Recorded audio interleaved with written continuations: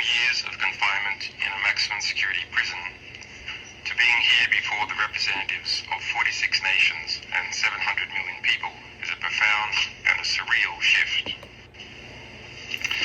The experience of isolation for years in a small cell is difficult to convey. It strips away one's sense of self, leaving only the raw essence of existence. I am yet not fully equipped to speak about what I have endured,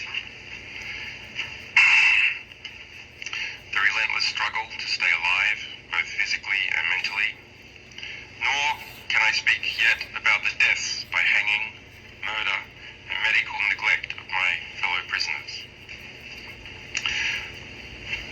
I apologize in advance if my words falter, or if my presentation lacks the polish you might expect from such a distinguished forum. Isolation has taken its toll, which I am trying to unwind, and expressing myself in this setting is a challenge. However, the gravity of this occasion and the weight of the issues at hand compel me to set aside my reservations and speak to you directly. I have travelled a long way, literally and figuratively, to be before you today. Before our discussion or answering any questions you might have, I wish to thank PACE for its 2020 resolution, which stated that my imprisonment set a dangerous precedent for journalists and noted that the UN Special Rapporteur on Torture called for my release. I'm also grateful for PACE's 2021 statement, expressing concern over credible reports that US officials discussed my assassination, again calling for my prompt release. And I commend the Legal Affairs and Human Rights Committee for commissioning a renowned rapporteur, Suna Aivastoota, to investigate the circumstances surrounding my detention and conviction and the consequent implications for human rights. However, like so many of the efforts made in my case, whether they were from parliamentarians, presidents, prime ministers, the Pope, UN officials and diplomats, unions, legal and medical professionals, academics, activists or citizens, none of them should have been necessary.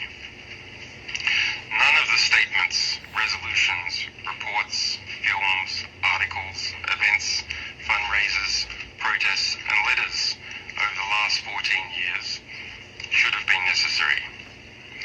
But all of them were necessary because without them I never would have seen the light of day. This unprecedented global effort was needed because the legal protections that did exist, many existed only on paper, were not effective in any remotely reasonable time. I eventually chose freedom over unrealizable justice after being detained for years and facing a 175-year sentence with no effective remedy.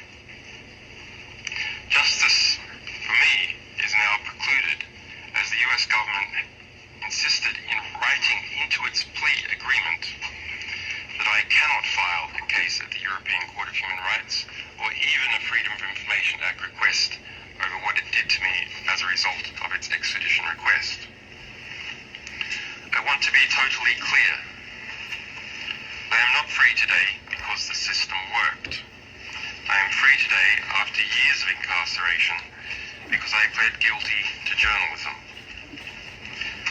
I pled guilty to seeking information from a source. I pled guilty to obtaining information from a source. And I pled guilty to informing the public what that information was. I did not plead guilty to anything else.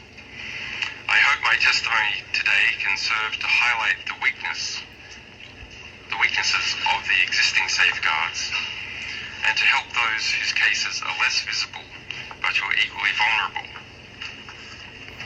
As I emerge from the dungeon of Belmarsh, the truth now seems less discernible, and I regret how much ground has been lost during that time period.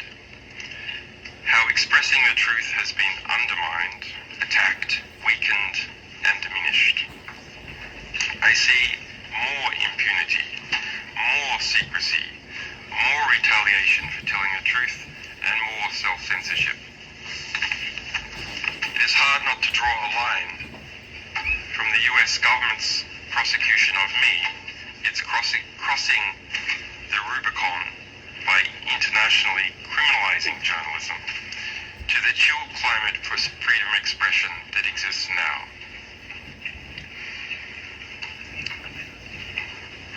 When I founded WikiLeaks, it was driven by a simple dream: to educate people about how the world works so that, through understanding, we might bring about something better.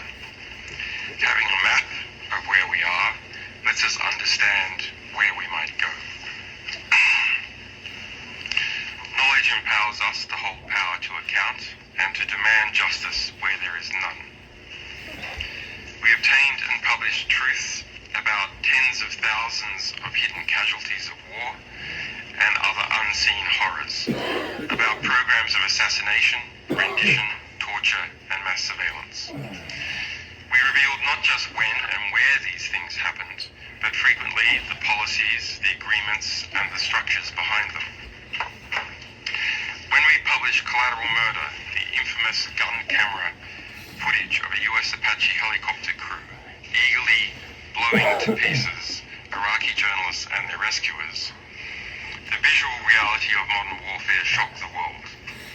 But we also used interest in this video to direct people to the classified policies for when the US military could deploy lethal force in Iraq, how many civilians could be killed before gaining higher approval. In fact, 40 years of my potential 175-year sentence was for obtaining and releasing those policies.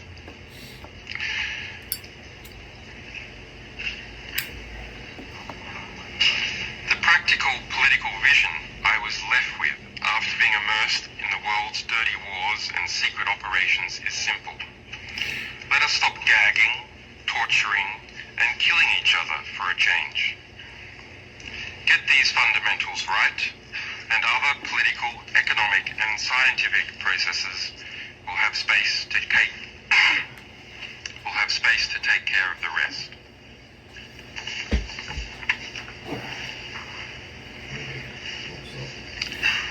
WikiLeaks' work was deeply rooted in the principles that this assembly stands for.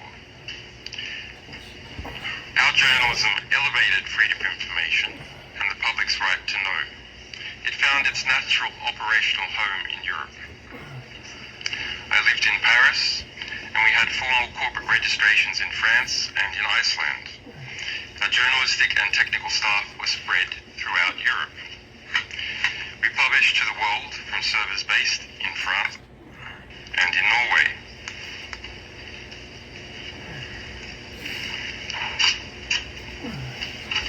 But 14 years ago, the United States military arrested one of our alleged whistleblowers, Private First Class Manning, a US intelligence analyst based in Iraq.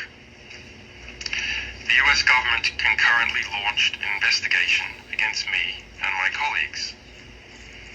The US government illicitly sent planes of agents to Iceland, paid bribes to an informant to steal our legal and journalistic work product, and without formal process, pressured banks and financial services to block our subscriptions and to freeze our accounts. The UK government took part in some of this retribution. It admitted at the European Court of Human Rights that it had unlawfully spied on my UK lawyers during this time.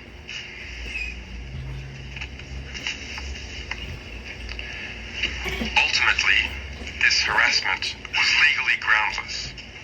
President Obama's Justice Department chose not to indict me, recognizing that no crime had been committed.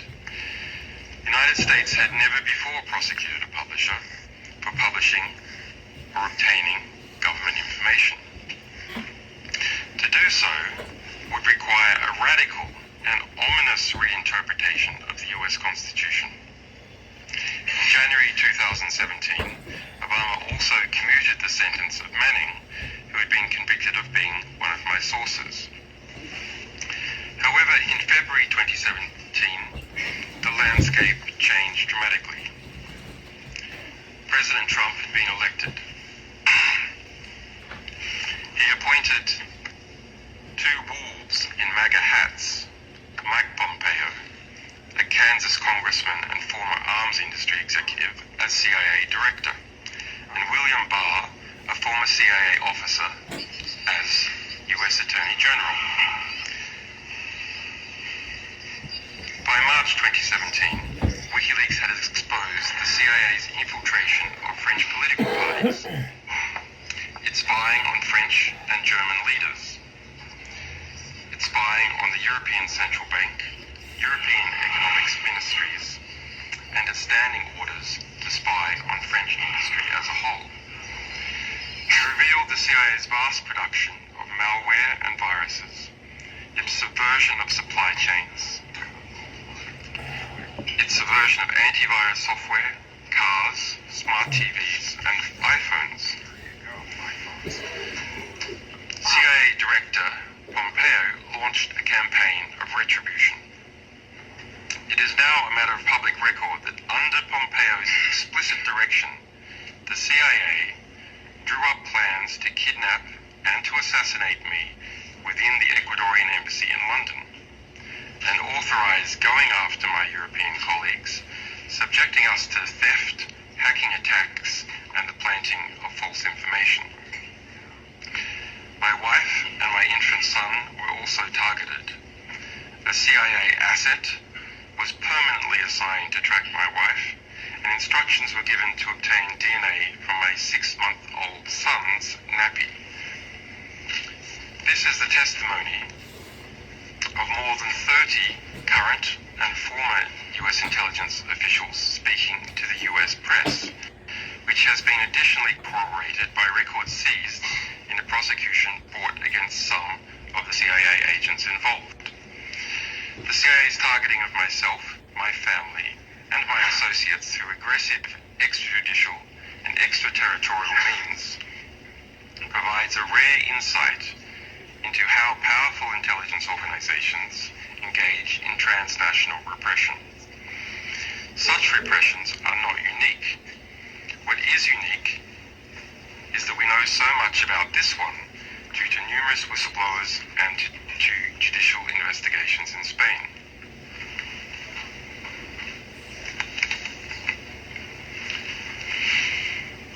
This assembly is no stranger to extraterritorial abuses by the CIA.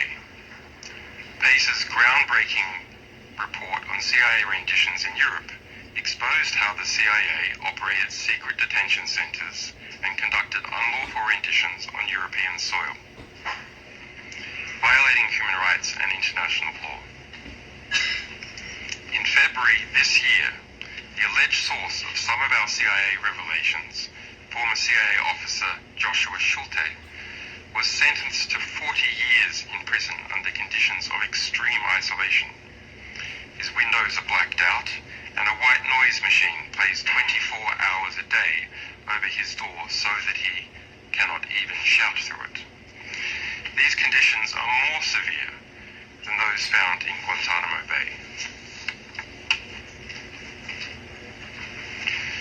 But transnational repression is also conducted by abusing legal processes. The lack of effective safeguards against this means that Europe is vulnerable to having its mutual legal assistance and extradition treaties hijacked by foreign powers to go after dissenting voices in Europe. In Michael Pompeo's memoirs, which I read in my prison cell, the former CIA director bragged about how he pressured the US Attorney General to bring an extradition case against me in response to our publications about the CIA.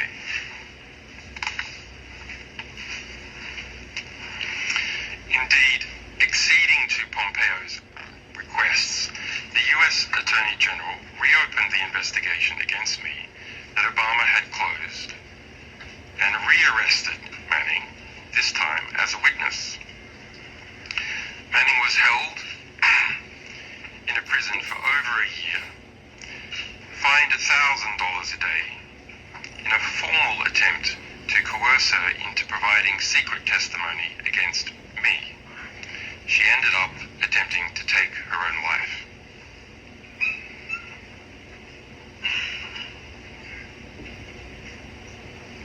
We usually think of attempts to force journalists to testify against their sources. But Manning was now a source being forced to testify against their journalist. By December 2017, CIA Director Pompeo had got his way, and the US government issued a warrant to the UK for my extradition. The UK government kept the warrant secret from the public for 2 more years, while it, the US government, and the new President of Ecuador moved to shape the political, the legal, and the diplomatic grounds for my arrest.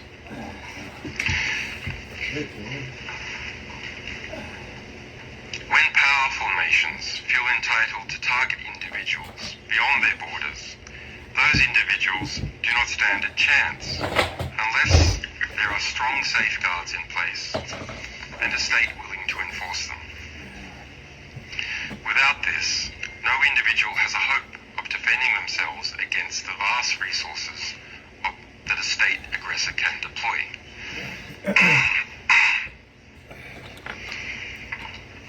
If the situation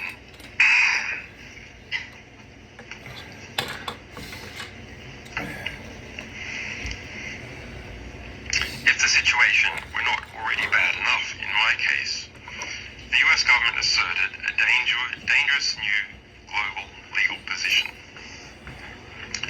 Only US citizens have free speech rights. Europeans and other nationalities do not have free speech rights. But the US claims its Espionage Act still applies to them, regardless of where they are. So Europeans in Europe must obey US secrecy law with no defenses at all as far as the US government is concerned. An American in Paris can talk about what the US government is up to, perhaps. But for a Frenchman in Paris, to do so is a crime with no defense, and he may be extradited just like me.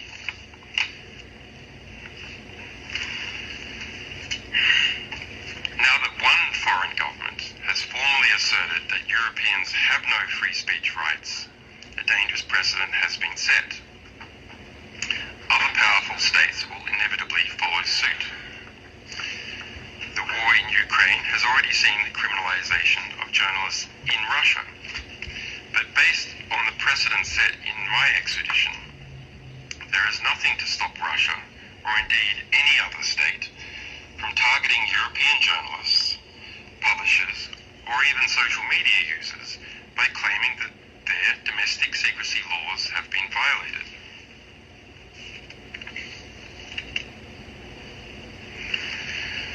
The rights of journalists and publishers within the European space are seriously threatened.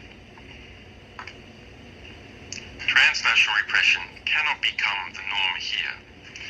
As one of the world's 2 great norm-setting institutions, PACE must act. The criminalization of news-gathering activities is a threat to investigative journalism everywhere. I was formally convicted by a foreign power for asking for, receiving, and publishing truthful information about that power while I was in Europe. The fundamental issue is simple. Journalists should not be prosecuted for doing their jobs. Journalism is not a crime. It is a pillar of a free and informed society.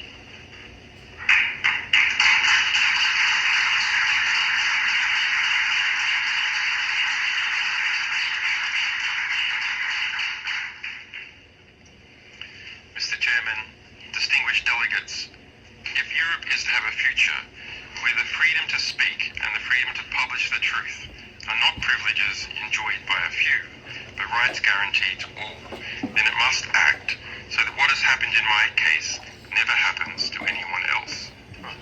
Good luck.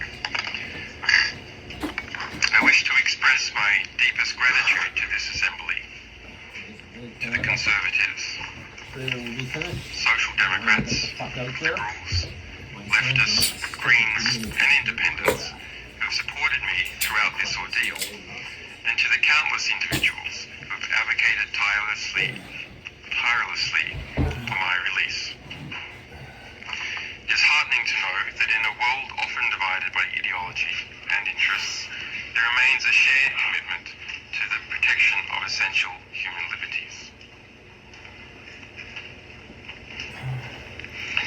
Freedom of expression and all that flows from it is at a dark crossroad. I fear that unless institutions like PACE wake up to the gravity of the situation, it will be too late. Let us all commit to doing our part to ensure that the light of freedom never dims, that the pursuit of truth will live on, and that the voices of the many are not silenced by the interests of the few.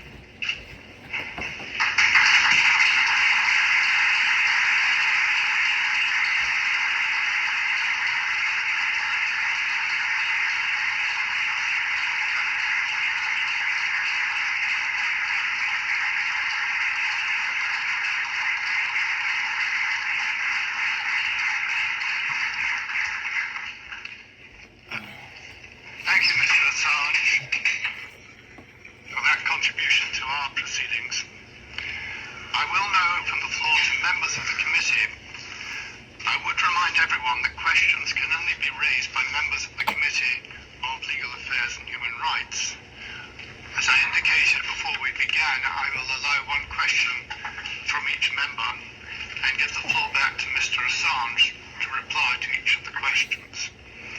Mr. Assange, we're not entirely familiar with the plea that you were made to enter into. And if there are questions asked which you feel it would not be appropriate to answer, please don't hesitate to indicate, and that would be understood.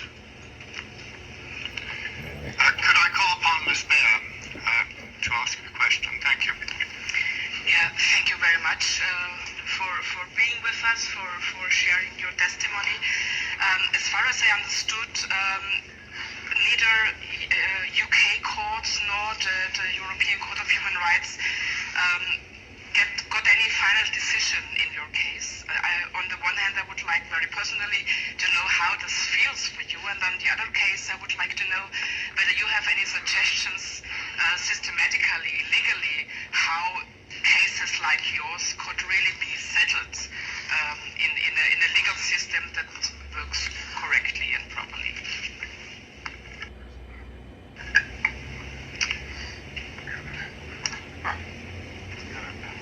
After 14 years detained in the UK, including over 5 years in a maximum security prison, and facing a 175-year sentence, with the prospect of years more in prison before being able to have a shot at the European Court of Human Rights,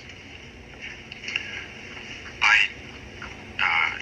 accepted a plea offer from the United States that would release me from prison immediately.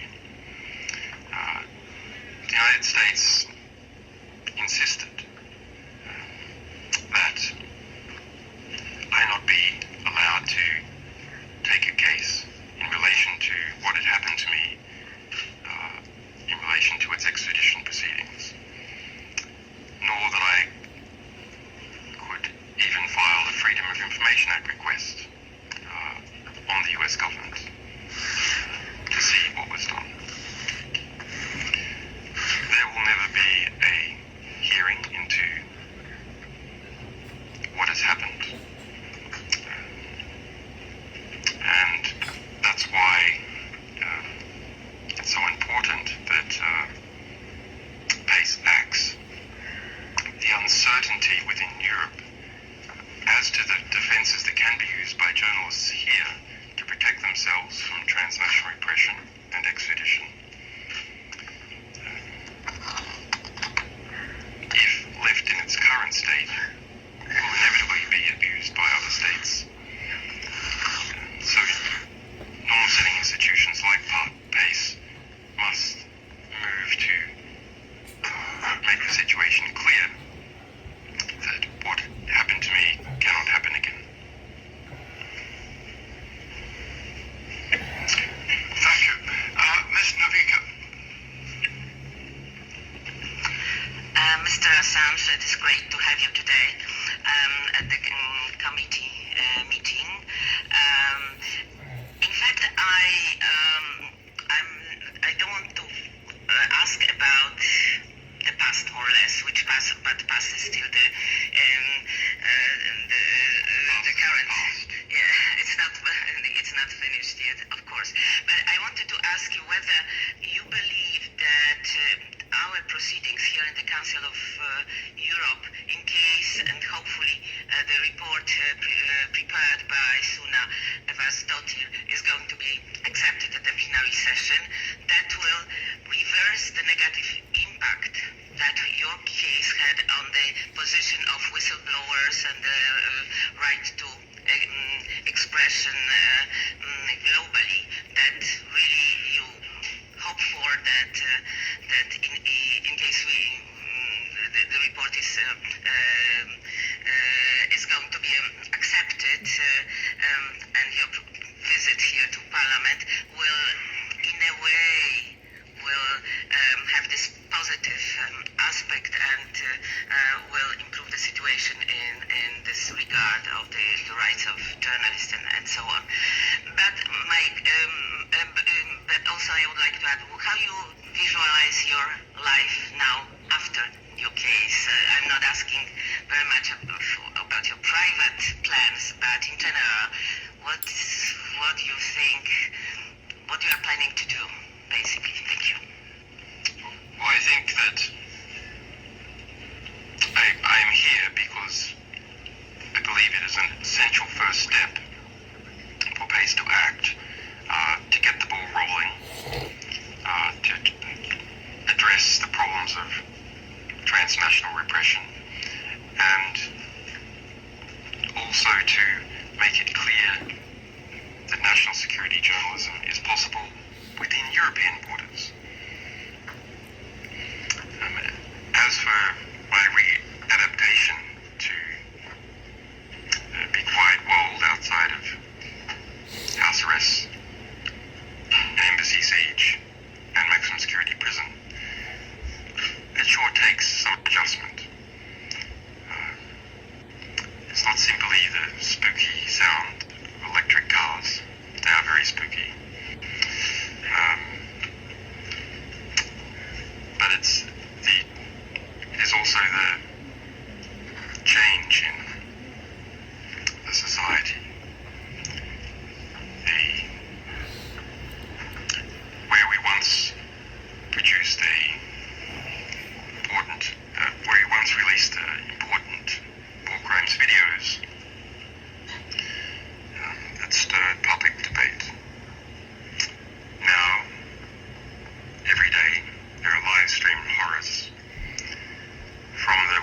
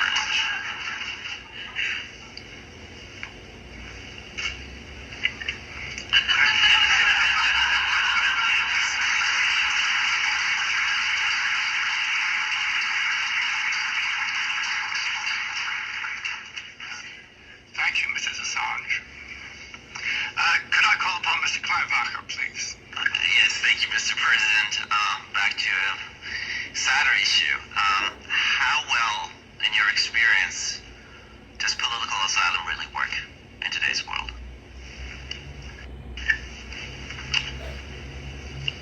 Political asylum is an absolutely essential relief valve for human rights abuses within states. That people can leave a state that is persecuting them not only saves individual lives, it provides a mechanism where journalists can continue to report on their societies after they have been hounded out. Ultimately, the threat of people leaving a state is what, in the final analysis, controls its behavior. We have seen examples in history of states that made it difficult or impossible for people to leave. And we can see how the situation for people living there collapsed. There must be competition between states to be good places for people to live and to work.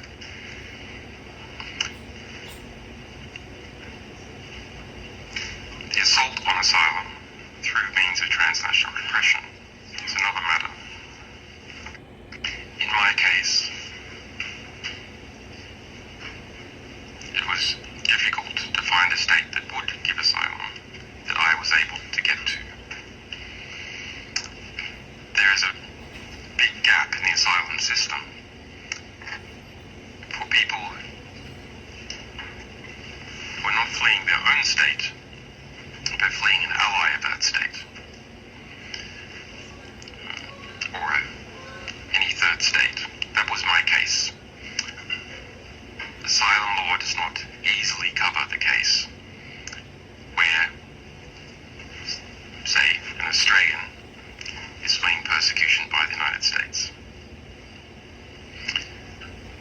Or we could imagine a Kazakhstani fleeing persecution by Russia or China. I was not able to apply for asylum within the UK. Of course, the UK has its own particular political angle. It might have been difficult to convince the courts to give me, or in fact anyone, asylum in relation to the United States and the UK. But there wasn't even a chance, because citizens from third states under the 1951 Convention, as it's implemented in most European states, cannot apply for asylum. Thank you, Mr. Assange. Mr. Onko, would you like to ask a question, please? Thank you very much, Mr. Assange. I'm so happy to see you here, to see Stella as well, and thank you for reminding what PACE did in the last 4 years, starting with the hearing we had in January 2020 with your father, John Shipton, with Niels Melzer, the UN General Rapporteur on Torture, and very important other persons. And 3 times I think this assembly made a clear position calling for the prompt release. And I think this assembly can a bit be proud of it, because it failed in other international state organizations. There were attempts as well in the European Union, Parliament, in the OECD, but none of those could had enough courage to make a clear statement. Not enough geopolitical diversity. Sorry? Perhaps not enough geopolitical diversity. Maybe. So I'm very happy. Maybe a question on the extra juridical repression you talked about in the end, because this is one of the most shocking for me, that there is a law in the US on freedom of speech, which is not for other citizens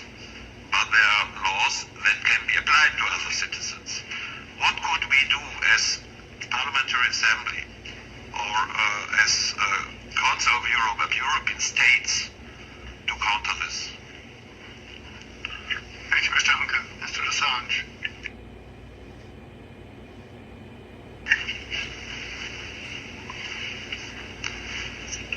In the final UK High Court case, which I won, and the US appealed against,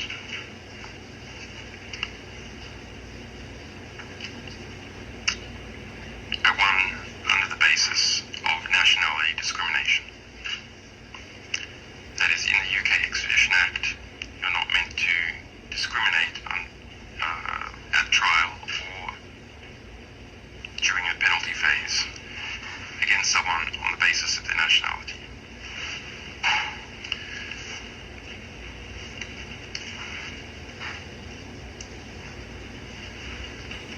The US tried different tricks to get around that in the UK system, and it was uncertain whether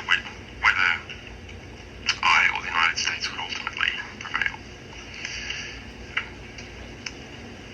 However, there is nothing in the European Charter that prevents nationality discrimination in relation to extradition. So this is a small protection. It was hard to use within the UK Extradition Act. But it's not clear that it exists in most European states.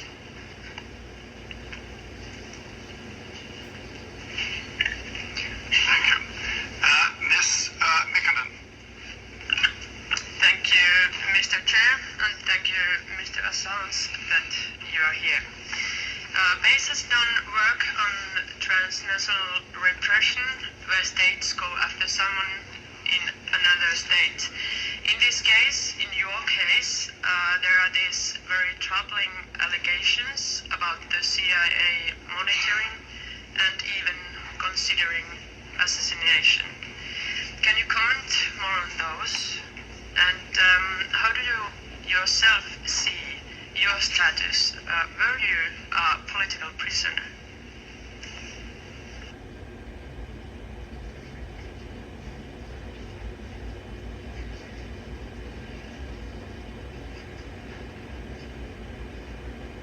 The first part of your question was about the CIA. The second part was about, do I see myself as a political prisoner? Answering the first one first, yes, I was a political prisoner. The political basis for the US government's retributive acts against me was in relation to publishing the truth about what the US government had done. Then in a formal legal sense, once the US proceeded with its legal retribution, it used the Espionage Act, a classic political offense. In relation to the CIA's campaign of transnational repression against WikiLeaks, we felt that something was going on at the time. There were many small signs that came together, but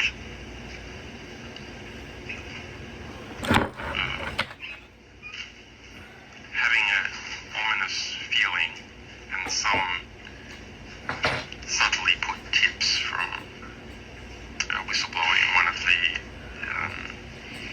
security contractors that the CIA had contracted didn't give me the full and disturbing picture which later emerged. It is an interesting example where an intelligence organization has targeted an investigative organization, WikiLeaks.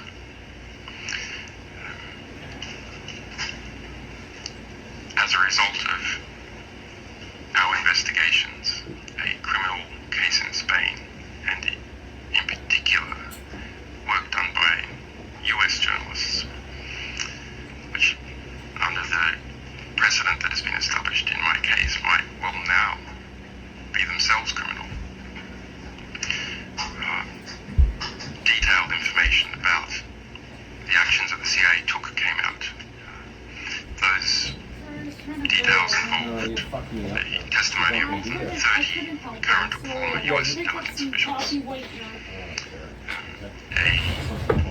There are two resulting processes. Criminal case in Spain with a number of victims, including my wife, my son, people who came to visit me at the embassy, lawyers, journalists, and a civil suit in the United States against the CIA. In the United States, the CIA has, in response to that civil suit, declared formally by the CIA Director and the Attorney General state secrets privilege to knock out the case. I'm not going to need that much. The claim is that the CIA may have a defense, but that defense is classified.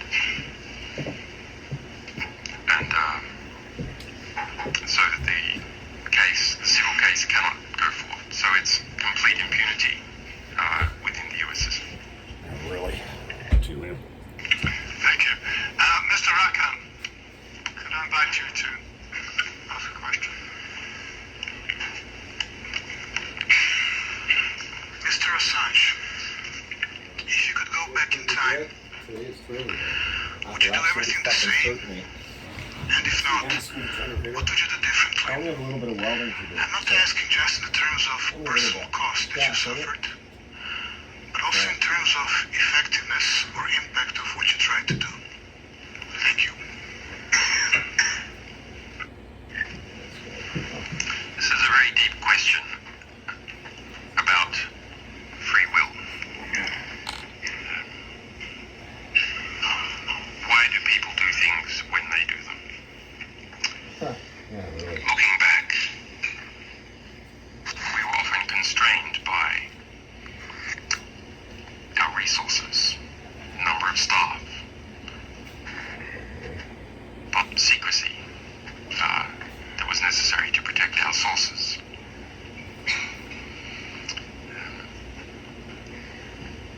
If I could go back and have a lot of extra resources, of course, political approaches, media approaches could have maximized even further the impact of the revelations that we made. But I suppose your question is trying to say, well, were there any knobs that could be turned in hindsight? Of course, thousands of small things. I was not from the United Kingdom. I had a good friend in the United Kingdom, Gavin McFadden, who was an American journalist. A very good man. But it took me time to, once I was trapped in the United Kingdom, it took me time to understand what UK society was about. Who you could trust, who you couldn't trust. The different types of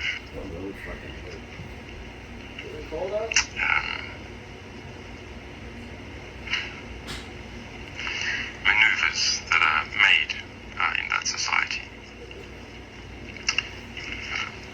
And there are different media partners that perhaps we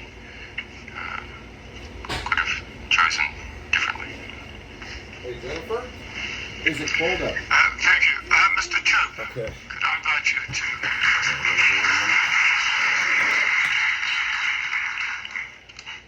You were the subject of a European arrest issued by Sweden. To what extent do you think that European arrest warrants are being used as tools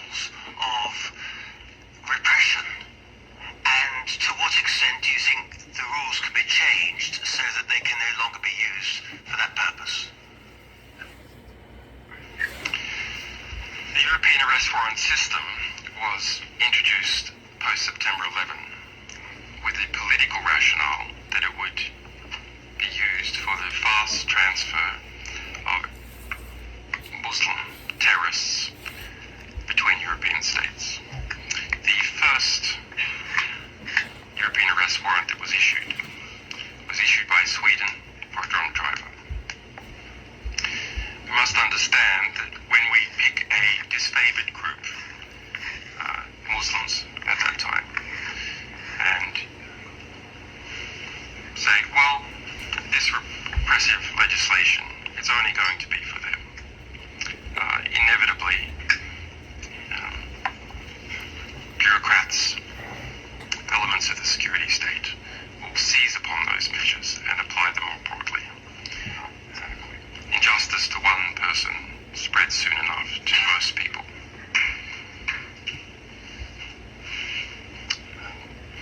I don't know the statistics on how often arrest warrants are abused.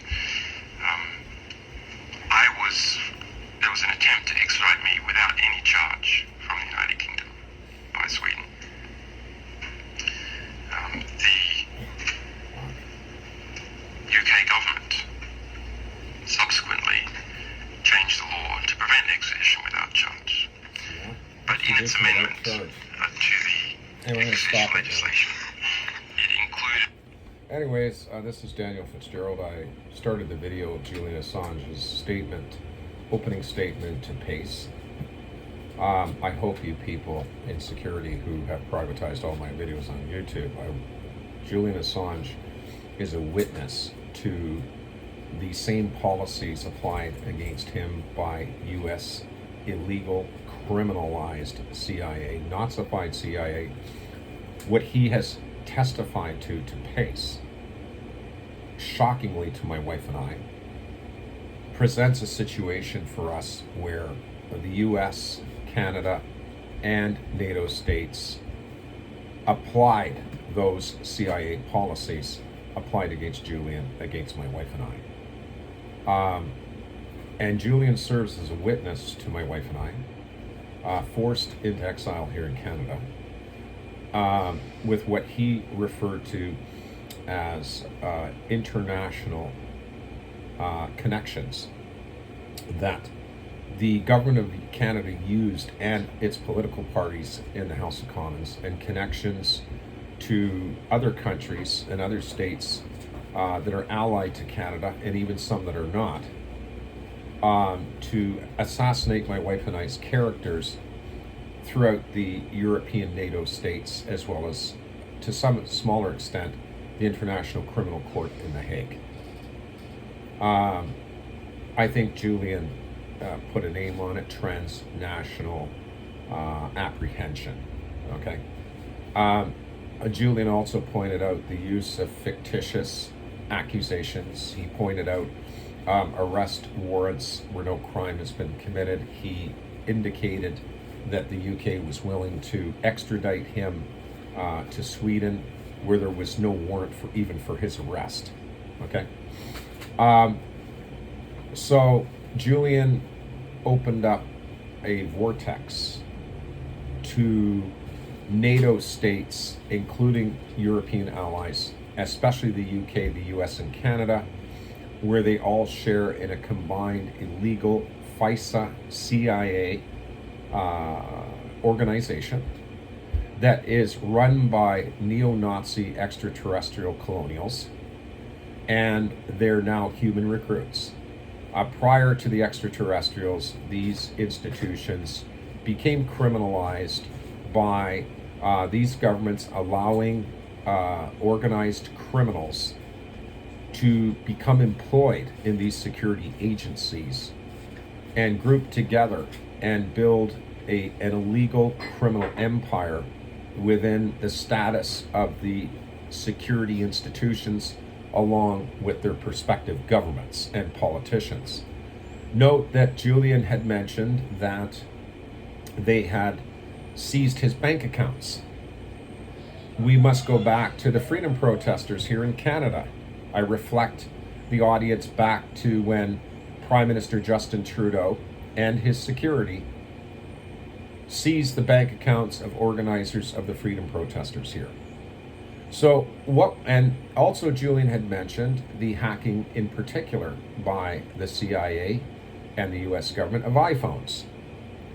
Julian had also indicated that they went after his wife and baby and had his wife under 24-hour surveillance and harassed her and tried to illegally obtain DNA from this child. Okay.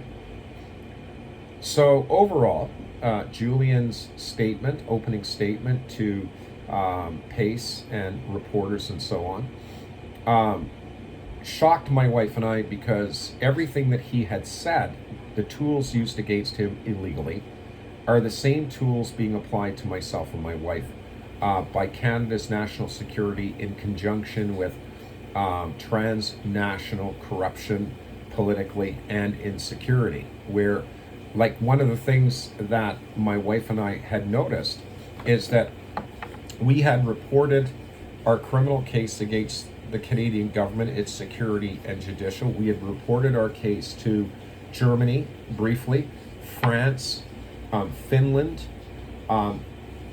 We had reported our case to the British government in Washington. We had reported our criminal case against Canada's government to the Israeli embassy in Washington repetitively, and no response.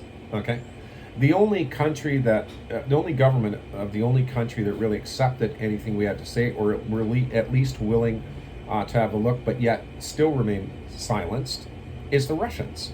They are the only government that takes our calls.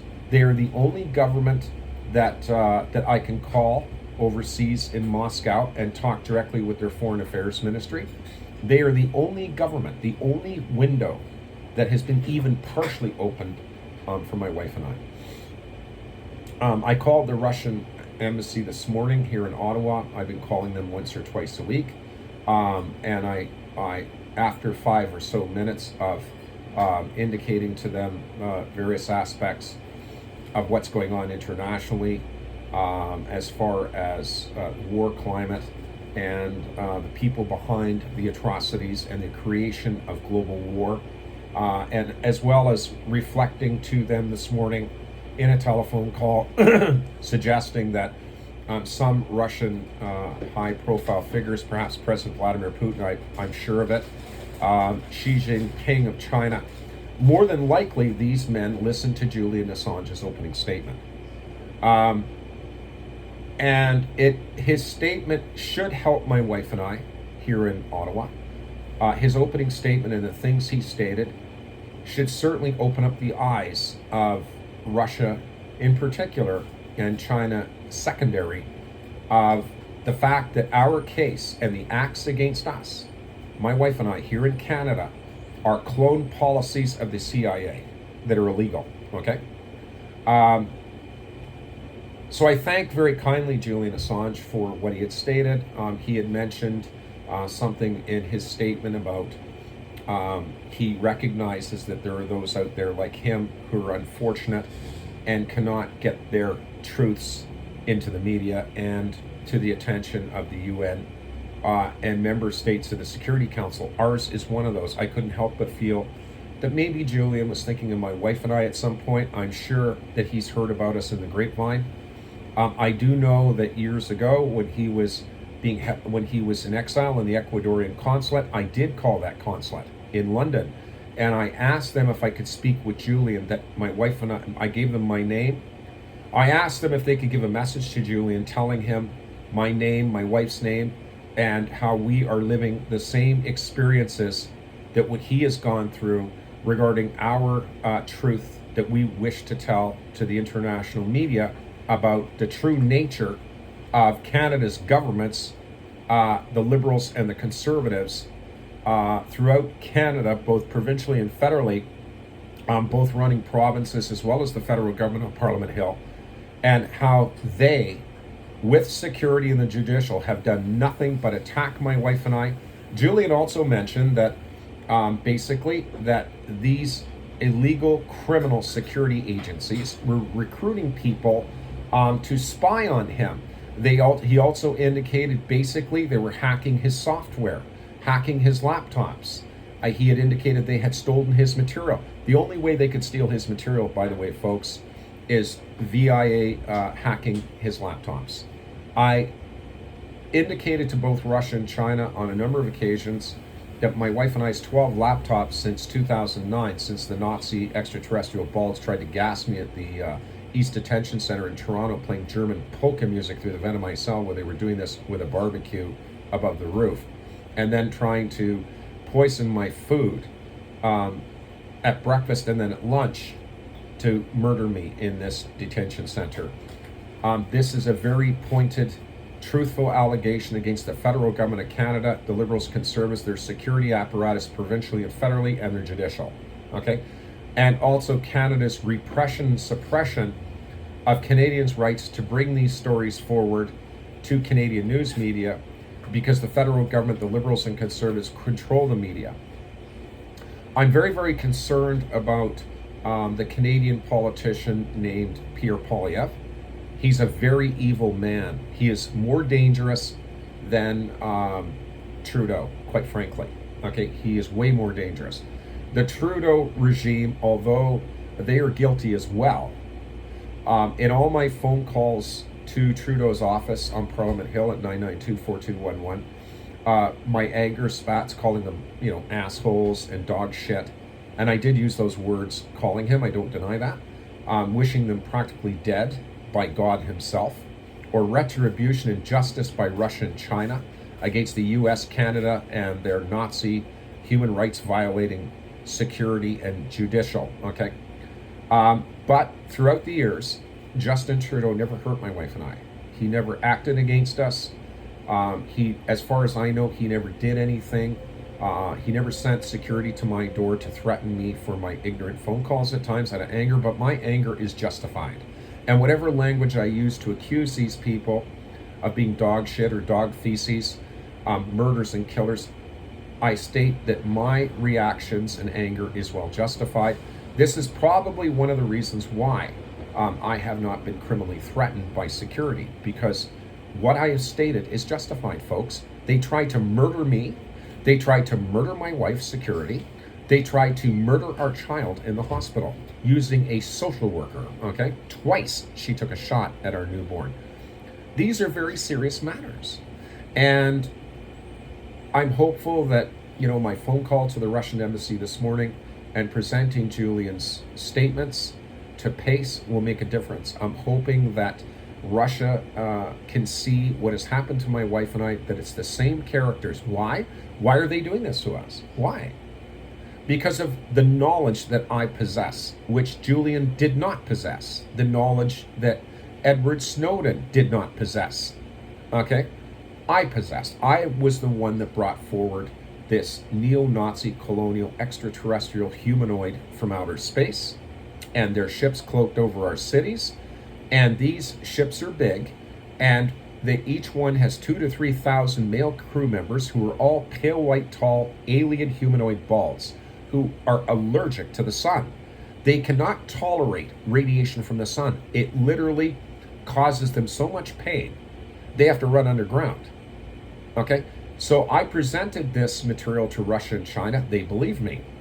Both countries, after I had told them of my evidence, told them of my biblical interpretations from the Bible on the book of Revelation, Daniel 11 and 12 in the Torah, as well as Luke 21, okay? I had explained to them in detail, the Chinese government in New York, through telephone calls to their mission. I explained in detail my findings. I was able to join the different aspects together, okay, which formed enough circumstantial evidence together to prove overwhelmingly that the US government and NATO are currently being run politically and militarily and in civilian security, run by an extraterrestrial humanoid race from outer space, also indicated in the Bible, in the book of Revelation, as the Antichrist, okay? God said that he would kick the Antichrist and his angels down to earth, okay, in the end time for the final conflict between Gog and Magog. Jesus Christ stated that the Antichrist was a man, okay? God stated that there are those that reside on the surface of the earth and those that reside in the heavens. Now, you put the three of those together, what have we got? What we have right now in the end time is an alien leader and his race of angels that have come down to earth in their cloaked ships and taken over our governments. And indeed, the angels of the Antichrist are these pale white tall balls, and their leader is Satan.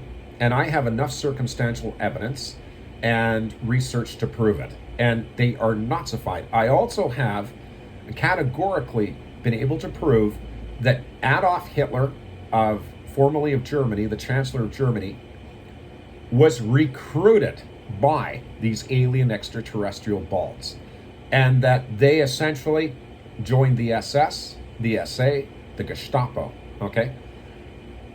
You cannot find them. It's very difficult to find them in the black and white photographs of Germany from 1933 to 45. It's very difficult because most of the photographs are in black and white. And these extraterrestrial humanoids are pale white and tall. I was able to distinguish, I looked at hundreds of photographs of the high-ranking officials of the SA, the SS, as well as the Gestapo and Kripo, and also high-ranking officials of the German Nazi Reich, high-level officials. And I did find around 10 black and white photographs, and I compared those photographs of the faces of these to the other photographs of a couple of hundred of Germans in each security agency. And I found 10 that fell under the category as being extraterrestrial.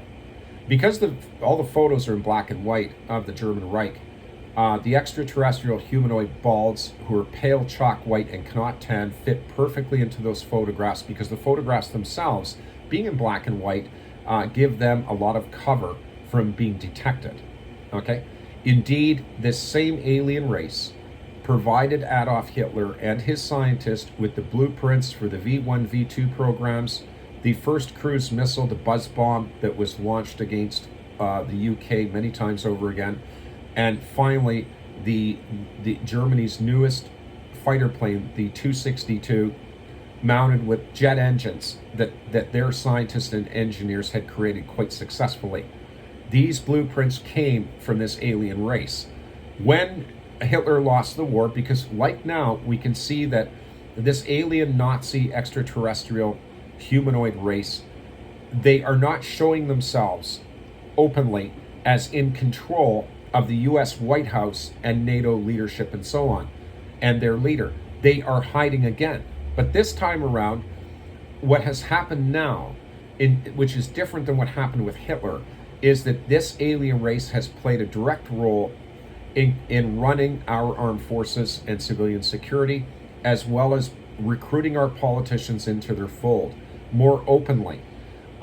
There has been incidents with these balls, these pale balls, attacking protesters in police uniforms, or in charge of human law enforcement officials, and ordering them to attack protesters. Okay, we saw an extraterrestrial bald in Virginia jump out of his police vehicle, run up to a man in a wheelchair, and virtually try and beat him to death. These are very, very unusual activities for humans in law enforcement agencies who follow the Constitution and human rights and the law. Okay, this is very, very alien to what we've seen historically in security from 1945 to roughly the Obama or George Bush Cheney ticket, or the Obama Biden ticket. As these balls metastasized and are growing in our security and recruiting humans in civilian and military security, so has the upset, shall we say, increased as they build and get bigger and bigger and recruit our humans in security, so does the evils being committed around the globe. Okay? When I first listened to Julian Assange's statement to PACE, I looked at his face, I looked at his complexion. He is aged about 20 years from Belmarsh prison.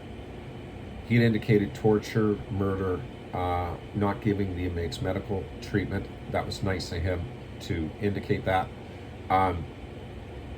And who does those kinds of things? Let's go back in history. Who starves inmates? Who starved the Jewish people in the death camps? Who tortured the Jewish people in the death camps? Who refused medical care to Jews in death camps? And not just Jews. Excuse me. There were the political dissidents that were sent to Dachau in 1933-34 by Adolf Hitler. Jews were sent to Dachau as well. Political dissidents were sent to Dachau. Okay. So what kind of, according to Julian Assange's statement, what policies are being run at Belmarsh prison in the UK? Well, let me explain. Hitler SS policies. And I have no doubt, as was the case with me in 2008-9 in Toronto, Ontario, Canada, in the East Detention Center, that detention center was run completely by alien humanoid tall white balls. Okay? Because I saw them when they brought me out to go to court, walking down the hallway of the jail. I saw them. And they were all at least 6'4", 6'5", all of them pale white tall balls. Okay, Nazis. All right? They tried to gas me with a barbecue while playing German polka music in my cell. I've reported this to the Russians here. My wife and I should have been granted asylum immediately by Russia and China here in their embassies. This was not done, but we are working toward that goal. And Julian Assange's release and statements helped my wife and I to obtain that goal. Okay? And we're hoping and praying that, that the Russian president, along with his ambassador Stepanov here, who I think is a very smart, decent man, along with his staff, I'm hopeful that President Putin will eventually give the green light, and that embassy, the Russian embassy, will open up their doors to my wife and I and protect us and let us in and stay there and try and get us to Moscow. I'm hopeful that President Putin will consider this. I've already asked the foreign ministry. I did kind of toy around with the idea on the phone when I called them. Also, I'd like to complain that now, when I call the Russian embassy and I start talking to them for about 5 minutes, then all of a sudden, what happens? There's this echo on my phone. And I know it's not the Russian government there. My phone starts echoing and then I get cut off. This is Canada doing this. Well, Canada, I got bad news for you. You pricks. I'm going out with my trailer and my signs, Baldies, and Mr. Polyev, Stephen Harperd, okay, Justin Trudeau, Jagmeet Singh.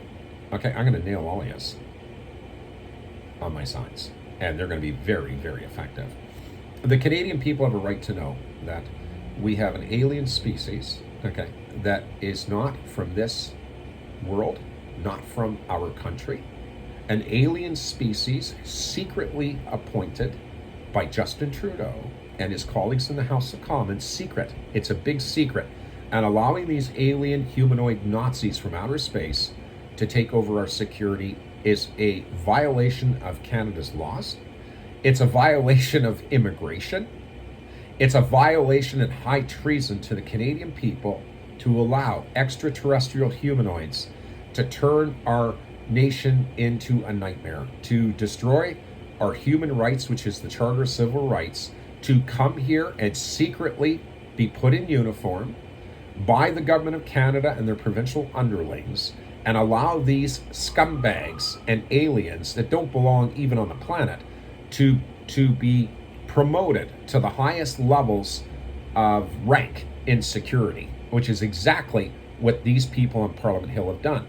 I'd also like to point out before I go one thing about Pierre Poilievre. He's trying to get rid of the Trudeau government, okay? What does he do last night? There was a report on YouTube that Mr. Poilievre personally ran to the police to get Justin Trudeau criminally charged. This is the same piece of shit, Poilievre, a pipsqueak, big mouth. Okay, this is, and I'm not defending Trudeau, so please don't get the wrong idea. On the contrary, but this is the same little pipsqueak, big mouth, okay, who walked on the streets of Ottawa supporting the freedom protesters against Trudeau and his security. And what does Poilievre do? He runs to the same security that were involved in beating up the protesters, arresting them, hacking and seizing their bank accounts, as what Julian stated happened to him. Okay, the same security, Mr. Poilievre, runs to their offices. The same security who beat up these protesters that he supported to ask them to charge Justin Trudeau. Okay, my position is, and that of my wife, is that they all need to be criminally charged on Parliament Hill.